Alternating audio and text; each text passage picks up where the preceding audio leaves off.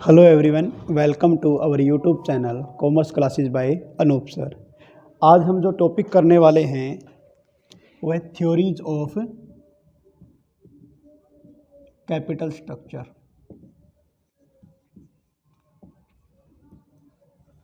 ठीक है, previous video में हमने किया था कि कैपिटल स्ट्रक्चर होता क्या है, फिर भी थोड़ा सा आपको रिमाइंड करवा देता हूँ।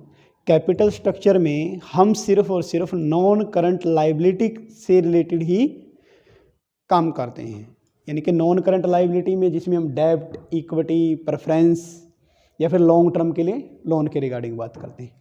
तो कैपिटल स्ट्रक्चर में डेब्ट और इक्विटी को हम लेते हैं। तो कैपिटल स्ट्रक्चर थ्योरी, तो इसमें टू टाइप के स्कूल ऑफ थॉट्स हैं। पहला कौन सा, यानी कि दो तरह की विचारधारा को मानने वाले लोग हैं। पहला है जो ये मानते हैं कि कैपिटल स्ट्रक्चर में चेंज करने से फर्म की वैल्यू और कॉस्ट ऑफ कैपिटल पर इफेक्ट होता है। और दूसरी तरह के जो विचारधारा के लोग हैं वो ये मानते हैं कि कैपिटल स्ट्रक्चर में चेंज करने से फर्म की वैल्यू या उसकी ओवरऑल कॉस्ट पर कोई इफेक्ट नहीं पड़ता। ठीक है, तो जो हम कैपिटल स्ट्रक्चर में हमने क्या लिया था प्रीवियस वीडियो में, डेब्ट और इक्विटी को लिया था। तो इसकी कुछ अजम्पशन हैं कैपिटल स्ट्रक्चर की। जब भी हम सारी थ्योरीज वगैरह करेंगे तो एक अजम्पशन को ध्यान में रखें। क्या? पहला, ओनली डेब्ट एंड इक्विटी, यानी कि फाइनेंशियल मैनेजर जो फर्म के लिए पैसे लेके आएगा वो सिर्फ दो ही सोर्स से लेके आएगा। एक लेके आएगा डेब्ट से और दूसरा लेके आएगा आपका इक्विटी से, पहला। सेकंड, फर्म की जो टोटल एसेट्स हैं वो गिवन होती हैं। ठीक है, मेंशन अगर हम करना चाहें तो यहाँ पर हम कर सकते हैं कि मान लिया कि 100 करोड़ रुपए फर्म की टोटल एसेट देती। ठीक है। थर्ड अजम्पशन जो है इसमें यह माना गया कि बिजनेस रिस्क कांस्टेंट है। क्या माना गया है? बिजनेस रिस्क को कांस्टेंट माना गया है। अब बिजनेस रिस्क होता क्या है, तो इसके रिगार्डिंग आप ये मान सकते हैं। देखिए, एक फॉर्मेट करवाता हूँ। मान लिया कि सेल में से वेरिएबल कॉस्ट को लेस कर देते हैं तो आ जाता है कंट्रीब्यूशन में से फिक्स कॉस्ट को लेस कर देते हैं तो हमारे पास आ जाता है EBIT, earning before interest and tax. क्या आता है? Earning before interest and tax. इसको हम ऑपरेटिंग प्रॉफिट भी बोल सकते हैं। इसमें से लेस करते हैं इंटरेस्ट। ठीक है, इंटरेस्ट ऑन डिवेंचर, तो हमारे पास आ जाता, देखो आई को अगर हमने लेस कर दिया तो अपने पास बच गया EBT, earning before tax but after interest, आप इसको बोल सकते हो। इसके बाद हम टैक्स को लेस करते हैं तो हमारे पास क्या था? अर्निंग बिफोर था, तो अब क्या बच जाएगा? ये अर्निंग आफ्टर टैक्स आ जाएगा। हमारे पास क्या आ जाएगा? Earning after tax. इस टैक्स में से अगर कोई प्रेफरेंस शेयर से हमने पैसे ले रखे हैं तो प्रेफरेंस डिविडेंड आ जाएगा। ठीक है, उसके बाद जो पैसा बचेगा प्रॉफिट में से वो बचेगा किसके लिए? Earning available for equity share holder. किसके लिए? इक्विटी शेयर होल्डर के। ठीक है, earning available for equity share holder. अगर इसको हम डिवाइड कर देते हैं नंबर ऑफ इक्विटी शेयर से, किससे डिवाइड करते हैं? नंबर ऑफ इक्विटी शेयर से, तो हमारे पास आ जाएगा अर्निंग पर शेयर। क्या आ जाएगा? Earning per share. तो जो ये वाला पोर्शन है सेल से लेके प्रॉफिट तक, इसको हम बोलते हैं बिजनेस रिस्क। क्या बोलते हैं? Business risk. और EBIT इसके अंदर भी इंक्लूड है और EBIT हमारे पास इसके अंदर भी इंक्लूड है। इसको हम बोलते हैं फाइनेंशियल रिस्क। क्या बोलते हैं? Financial risk. यानी कि फाइनेंशियल रिस्क में हम क्या क्या इंक्लूड करते हैं? हम करते हैं कॉस्ट ऑफ डेब्ट को, कॉस्ट ऑफ प्रेफरेंस को, और लास्ट में तो बचेगा काफ़ी कॉस्ट ऑफ इक्विटी को। ठीक है, यानी कि फाइनेंशियल रिस्क में आएगा डेब्ट, प्रेफरेंस एंड इक्विटी। और कैपिटल स्ट्रक्चर इसी के अंदर आता है, कैपिटल स्ट्रक्चर। तो कैपिटल स्ट्रक्चर में हम क्या लेंगे? ये वेरी करता है। जैसे हमने किया कि डेब्ट और इक्विटी को ले रहे हैं हम, यानी कि प्रेफरेंस वाला पोर्शन हमने नहीं लिया। तो जो फाइनेंशियल वर्ड हैं वो कैपिटल से ज़्यादा वाइडर टर्म है। तो ये आपके फाइनेंशियल रिस्क को शो करता है, EBIT से लेके EPS तक का, और बिजनेस रिस्क में सेल से लेके EBIT तक का आएगा। तो इसने क्या बोला, बिजनेस रिस्क को क्या मानना है, कांस्टेंट। ये अपने कैपिटल स्ट्रक्चर की एक अजम्पशन है। बिजनेस रिस्क को कांस्टेंट मानेंगे तब ये देखेंगे कि जो फर्म है डेब्ट और इक्विटी के थ्रू जो पैसा ले रखा है तो उनका आपस में कंपैरिजन करके देखते हैं यानी कि डेब्ट और इक्विटी के रेशियो में चेंज करने से क्या फर्म की ओवरऑल कॉस्ट और वैल्यू पर कोई इफेक्ट पड़ता है, वो चेकआउट करना। जैसे अगर मैं इसमें एग्जांपल लेते हैं तो जैसे मैं एक तरफ लिख देता हूँ कॉस्ट ऑफ डेब्ट प्लस में कॉस्ट ऑफ इक्विटी, ये हमारे टोटल को डिनोट कर देंगे कि टोटल हमारे पास कितना पैसा आएगा। जैसे अगर इसको मैं मान लेता हूँ ये 10% है और ये अगर हम मान लेते हैं ये 20% है, यानी कि अगर आप डेब्ट से पैसा लेके आते हो तो आपको 10% देना पड़ेगा, ठीक है। तो अगर मैं डेब्ट से पैसा लेता हूँ 10%, ठीक है। अगर मैंने मान लिया कि टोटल अपने कितने हैं, टोटल एसेट कितनी मान रखी थी 100 करोड़ रुपए, तो अगर 100 करोड़ रुपए है और हम सिर्फ 10 लाख रुपए डेब्ट से ले रखे हैं तो बाकी कितने से लेंगे, 90 लाख रुपए इक्विटी से लेंगे, ठीक है। इसके अलावा अगर हम इसमें 50 कर देते हैं तो 50 इससे लेंगे, ये कितना हो जाएगा 100, क्योंकि अपने को पैसे कितने चाहिए 100 ही चाहिए। अगर मैं इसको 90 कर देता हूँ तो ये भी ना, ये अपना कितना हो जाएगा 10 हो जाएगा, ठीक है। तो बिजनेस रिस्क कांस्टेंट होता है अगर आप इस लीवरेज में चेंज करते हो। देखो लीवरेज डिनोट करता है डेब्ट को, लीवरेज मींस डेब्ट में चेंज को शो करता है, यानी चेंज इन डेब्ट को रिप्रेजेंट करता है कौन, लीवरेज। तो बिजनेस रिस्क को क्या मानते हैं हम, कांस्टेंट मानते हैं यहाँ पर। फोर्थ पॉइंट में आएगा कि EBIT जो गिवन है वही लेंगे एक पर्टिकुलर टाइप है, यानी कि EBIT क्या होती है, गिवन होती है। फिफ्थ, सेम इन्वेस्टर रिस्क बोल लो आप, ठीक है, या आप वर्ड यूज करते सकते हो इसकी जगह same subjectivity.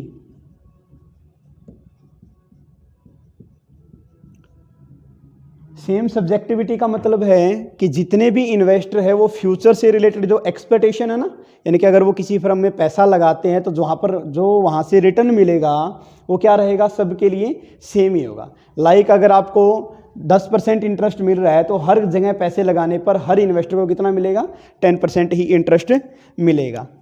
Sixth point, total size of capital structure is constant.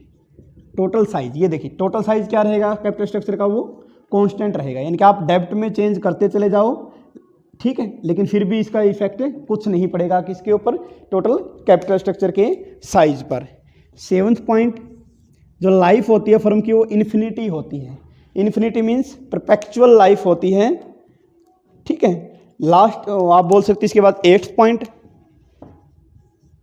100% पे आउट रेशियो। 100% पे आउट रेशियो, यानी कि आप जितना भी प्रॉफिट हुआ है उस सारे को आप डिविडेंड के रूप में डिस्ट्रीब्यूट कर सकते हो, पूरी की पूरी अर्निंग को। और 9th पॉइंट इसके अंदर आता है degree of leverage. Degree of leverage, degree of leverage, leverage का मतलब डेब्ट में चेंज, डिग्री का मतलब यानी कि जो आप डेब्ट में चेंज कर रहे हो उसका इफेक्ट नहीं पड़ता किसके ऊपर, कैपिटल स्ट्रक्चर के साइज के ऊपर। लाइक आपने अगर डेब्ट से पैसा लिया, ठीक है, जितना पैसा आप डेब्ट से लोगे जितना बढ़ाओगे, 10 से अगर 50 कर दिया तो इसको भी 40, इसमें कितना इंक्रीज हुआ 40 का, तो इसमें भी कितना लेस होगा 40 का। यानी कि अगर आप डेब्ट को सेल कर रहे हो तो आपको इक्विटी को परचेज करना पड़ेगा, अगर आप इक्विटी को सेल कर रहे हो तो आपको डेब्ट को परचेज करना पड़ेगा। ये सारा का सारा पोर्शन किस में दिखाया जाता है, डिग्री ऑफ लीवरेज में। और इसका लास्ट पॉइंट है अपना कि कोई भी टैक्स नहीं है। 10th पॉइंट, नो टैक्स, चाहे वो कॉरपोरेट टैक्स हो चाहे वो पर्सनल टैक्स हो, लेकिन बट रिमूव दिस अजम्पशन, लेकिन बाद में इस अजम्पशन को हटा लिया गया। पहले ये माना गया कि टैक्स का इफेक्ट नहीं पड़ता जो आप कैपिटल स्ट्रक्चर डिसाइड करते हो उसके ऊपर, लेकिन बाद में इस अजम्पशन को हटा लिया गया। तो ये 10 अजम्पशन है जो आपको कंसीडर करनी है जब भी आप कैपिटल स्ट्रक्चर के बारे में पढ़ोगे, उनकी थ्योरीज के बारे में पढ़ोगे। तो पहला आप ये नोट डाउन कीजिए पहले, उसके बाद हम करते हैं इसकी थ्योरी स्टार्ट। तो देखिए आज हम बेसिकली इसकी एक थ्योरी करेंगे जिसको हम बोलते हैं नेट इनकम अप्रोच। ठीक, इसको एनआई अप्रोच भी बोल देते हैं, एनआई अप्रोच भी बोल देते हैं। ये किसने दी थी? गिवन बाय डेविड डुरन ने। ठीक है। सेकंड, इसने क्या बोला है कि कैपिटल स्ट्रक्चर में चेंज करने से, कैपिटल स्ट्रक्चर में चेंज करने से फर्म की कॉस्ट और वैल्यू पर इफेक्ट पड़ता है। तो इसलिए इस थ्योरी को बोले जाते हैं रिलेवेंस थ्योरी। रिलेवेंस का मतलब क्या होता है कि cost, overall cost of capital and firm की वैल्यू में चेंज होने से कैपिटल स्ट्रक्चर के ऊपर इम्पैक्ट पड़ता है। ये थ्योरी ये डिनोट करती है। अब इसकी फर्दर कुछ अजम्पशन है अलग से, यानी कि उन अजम्पशंस को आपको ध्यान में रखना ही रखना है। साथ के साथ एनआई इनकम जो डेविड डुरनान ने दी थी उसकी भी कुछ अजम्पशंस हैं। क्या क्या अजम्पशन हैं? पहला देखिए, फर्स्ट अजम्पशन है, इसने बोला कि कॉस्ट ऑफ डेब्ट हमेशा ही कम होंगे कॉस्ट ऑफ इक्विटी से, यानी कि ये सस्ता होगा, ये महंगा होगा। एग्जाम्पल के लिए आप समझना चाहते तो यहाँ पर मैं लिख देता हूँ 10% और यहाँ पर मैं लिख देता हूँ 20%। ठीक है, फर्स्ट अजम्पशन। सेकंड अजम्पशन क्या बोल रखी है? सेकंड अजम्पशन में बोला है कि जो इन्वेस्टर होते हैं, यानी कि आप ये बोल सकते हो कि डेब्ट को लेकर, यानी कि इन्वेस्टर का जो रिस्क परसेप्शन है वो चेंज नहीं होता। यानी कि एक बार अगर डेब्ट और इक्विटी की रेशियो डिसाइड कर दी तो आपके इनके अंदर कोई भी चेंज नहीं होता। ये क्या रहती है? कांस्टेंट रहती है। देखो, एक बार पूरे ये मान लिया कि 2021-22 के लिए रेट डिसाइड कर दी 10%। अगर आप डेब्ट से पैसा लोगे तो 10% आपको इंटरेस्ट देना पड़ेगा। तो फिर ये कांस्टेंट, एक बार डिसाइड होने के बाद ये क्या रहती है? कांस्टेंट रहती है। इन्वेस्टर का परसेप्शन चेंज नहीं होता कि जी पहले हमें डेब्ट पर कोई कंपनी 10% दे रही थी अब 15% देगी, ऐसा नहीं होता।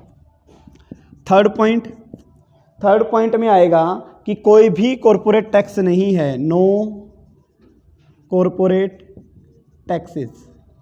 और लास्ट पॉइंट आता है के ओ इज चेंजेबल, के ओ इज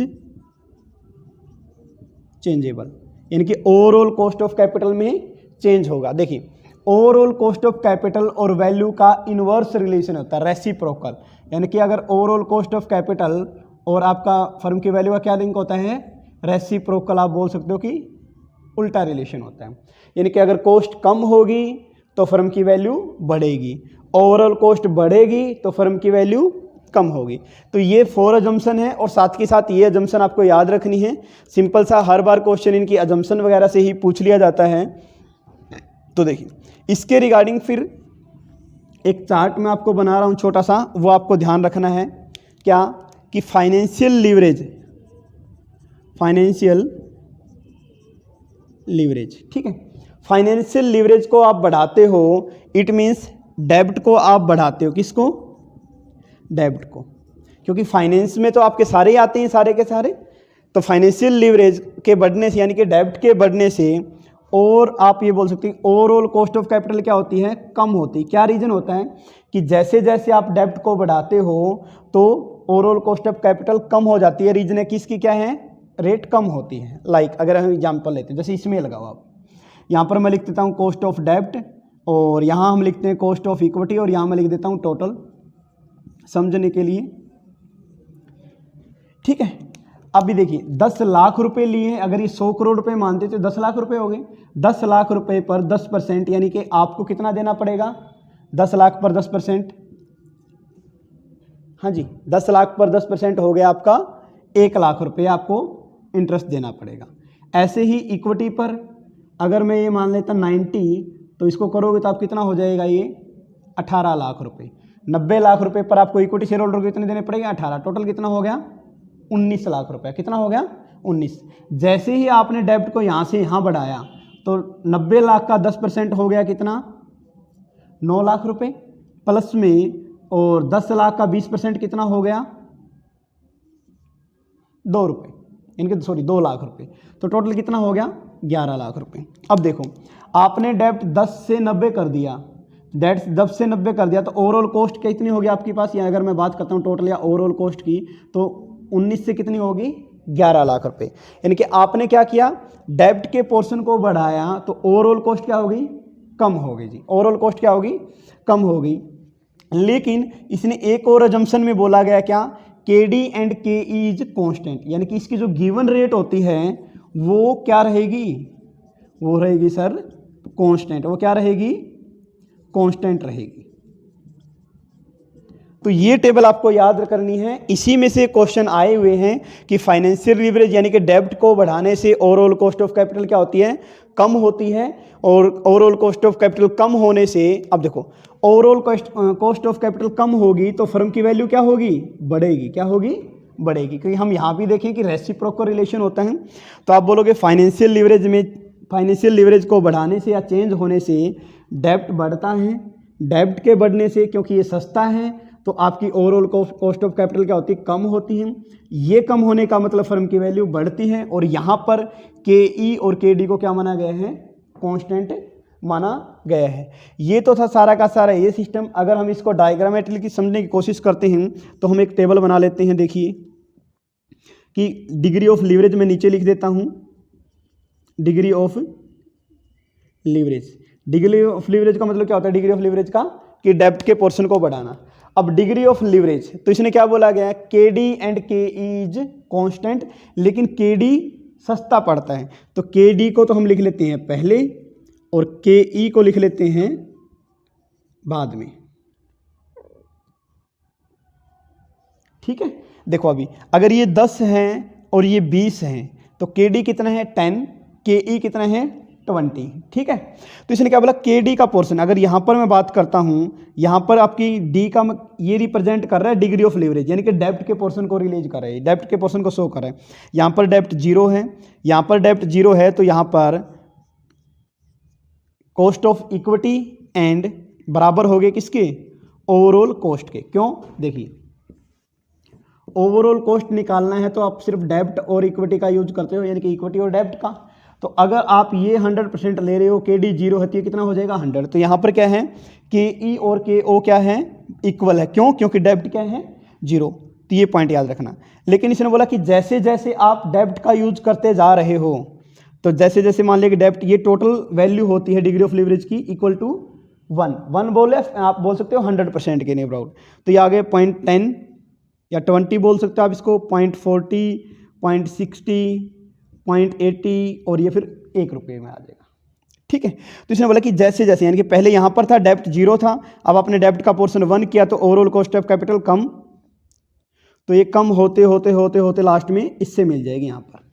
यानी कि इसलिए तो बोला गया कि 100% पे आउट रेशियो होता है। तो यहाँ पर 1 पर, जहाँ पर डिग्री ऑफ लीवरेज 1 होता है वहाँ पर के डी बराबर होता है किसके, ओवरऑल कॉस्ट ऑफ कैपिटल के। 1 का मतलब 100%, यानी कि अगर आप के डी 100% यूज करते हो तो ये 0 कितना आ जाएगा आपका 100 आ जाएगा। तो यहाँ पर हमें क्या पता चला, देखिए इससे अगर रिलेट करूँ तो मैं, आपने डेब्ट को बढ़ाया सर 0 से 1 किया तो ओवरऑल कॉस्ट ऑफ कैपिटल कम हुई सर। इसके बाद आपने डेब्ट को और ज़्यादा बढ़ा दिया तो कॉस्ट और कम होगी, फिर और कम, फिर और कम, और फिर लास्ट में इसके इक्वल मिल जाएगी आपकी। ठीक है ना, तो ये आपको ये डिनोट कर रहा है ग्राफिकली। अब इसको अगर मैं अलग से और डिनोट करता हूँ, लाइक अगर मैं सिर्फ कॉस्ट ऑफ, जो ये अपना है ना, ये ओवरऑल कॉस्ट की लाइन है के ओ की, तो अगर मैं इसको डिनोट ऐसे करता हूँ कि ये के ओ है तो कॉस्ट ऑफ कैपिटल या ओवरऑल कॉस्ट कम हो रही है। तो हमने बात की थी कि जी फर्म की वैल्यू का इन्वर्स रिलेशन होता है, तो यहाँ से हम उठा देंगे ये आगे फर्म की वैल्यू को, ये फर्म की वैल्यू को डिनोट करता है। यानी कि कॉस्ट ऑफ कैपिटल अगर कम हुआ है, कॉस्ट ऑफ कैपिटल बोल लो आप, ओवरऑल कॉस्ट ऑफ कैपिटल बोलो, या weighted average cost of capital बोलो, या फिर टोटल कॉस्ट ऑफ कैपिटल, एक ही बात है। अगर ये कम हो रही है तो फर्म की वैल्यू क्या है, बढ़ रही है। ये था आपका एक थ्योरी एनआई अप्रोच। किसने दी, ये डेविड डोनाल्ड ने दी। ठीक है, अजम्पशन क्या है, के डी कम होता है, के ई ज़्यादा होता है कॉस्ट। फिर ये दोनों क्या मानेंगे, एक बार रेट फिक्स होने के बाद ये कांस्टेंट रहते हैं, कोई किसी तरह का टैक्स नहीं है, KOA चेंजेबल होता है। ठीक है, इसमें फिर कुछ फॉर्मूले आते हैं। कैसा फॉर्मूला, जैसे कि इक्विटी को अगर मैं डिनोट करता हूँ S से बोल लो या आप E से बोल सकते हो, तो जितना भी हमारे पास प्रॉफिट है, यानी कि NI अप्रोच है तो मैं यहाँ पर NI लिख देता हूँ। NI बोल लो, आप इसको ऑपरेटिंग प्रॉफिट बोल लो, या EBIT माइनस इंटरेस्ट। क्यों? क्योंकि जी इक्विटी को पैसा मिलेगा डिवेंचर होल्डर की पेमेंट करने के बाद, तो ये आप कर दो KE, तो यहाँ पर आ जाएगा मार्केट वैल्यू निकल जाएगी किसकी, कॉस्ट ऑफ इक्विटी की। ऐसे ही अगर मार्केट वैल्यू निकालनी डेब्ट की, डेब्ट को अगर मैं B से डिनोट करता हूँ तो क्या आ जाएगा ऊपर, इंटरेस्ट डिवाइड बाय KD, ये डेब्ट की वैल्यू निकल जाएगी। अगर आपको फर्म की वैल्यू निकालनी V, तो S डिनोट कर रहा है इक्विटी को, B डिनोट कर रहा है डेब्ट को, तो ये फर्म की वैल्यू आ जाएगी यहाँ से, है ना इजी सा। तो इसके थ्रू आप कर सकते हो। अगर आप फर्म की एक तो वैल्यू निकालने का ये फॉर्मूला हो गया। नेक्स्ट वन, इसके अकॉर्डिंग अगर आप फर्म की वैल्यू निकालना चाहते हो तो एक फॉर्मूला और लगा सकते हो। कैसे? कि जितना भी प्रॉफिट कमाया EBIT और जितनी टोटल कॉस्ट आई, तो आप इसके थ्रू भी निकाल सकते हो। यानी कि फर्म की वैल्यू आप VS प्लस B यानी कि इक्विटी प्लस डिवेंचर से निकाल सकते हो, या इसके तरीके से भी आप इसकी वैल्यू निकाल सकते हो। अब अगर आपसे कोई ये पूछ ले कि सर टोटल वैल्यू में इक्विटी का शेयर कितना है, तो ऊपर ऐसे लिख दो, ये इक्विटी का शेयर आ जाएगा। किसको डिनोट करेगा, ये इक्विटी को। अगर पूछ ले कि टोटल वैल्यू में डेब्ट का शेयर कितना है, तो ऊपर B लिख दो, ये आपके डेब्ट को रिप्रेजेंट कर देगा। ठीक है, और आप क्या कर सकते हो, V की जगह S प्लस B भी लिख सकते हो। तो ये एक अपना छोटा सा टॉपिक था कि कैपिटल स्ट्रक्चर की थ्योरीज क्या क्या हैं। ठीक है, तो इसके जो सबसे इंपॉर्टेंट पॉइंट है वो बिजनेस रिस्क और फाइनेंशियल रिस्क या कैपिटल स्ट्रक्चर, ये समझने के लिए हैं। और ये अपनी कुछ अजम्पशन है, तो इसमें से हर बार क्वेश्चन पूछा जाता है, तो आप इसको इजीली कर सकते हो। फिर भी अगर आपको कुछ पॉइंट समझ में ना आए तो आप कमेंट बॉक्स में हमें लिख सकते हैं, हम एज सुन एज पॉसिबल आपका रिप्लाई करने की कोशिश करेंगे। तो याद क्या रखना है, NI अप्रोच किसने दी, डेविड डोनार्ड ने। किस तरह की थ्योरी है जी, ये रेलिवेंस है, यानी कि कॉस्ट ऑफ कैपिटल और फर्म की वैल्यू में चेंज होने पर, कैपिटल स्ट्रक्चर में चेंज होने पर ओवरऑल कॉस्ट ऑफ कैपिटल और फर्म की वैल्यू पर इफेक्ट पड़ता है, ये इसकी अजम्पशन। ये चार्ट मोस्ट इंपॉर्टेंट है। आपको ये लेक्चर कैसा लगा हमें जरूर बताएं। Thank you.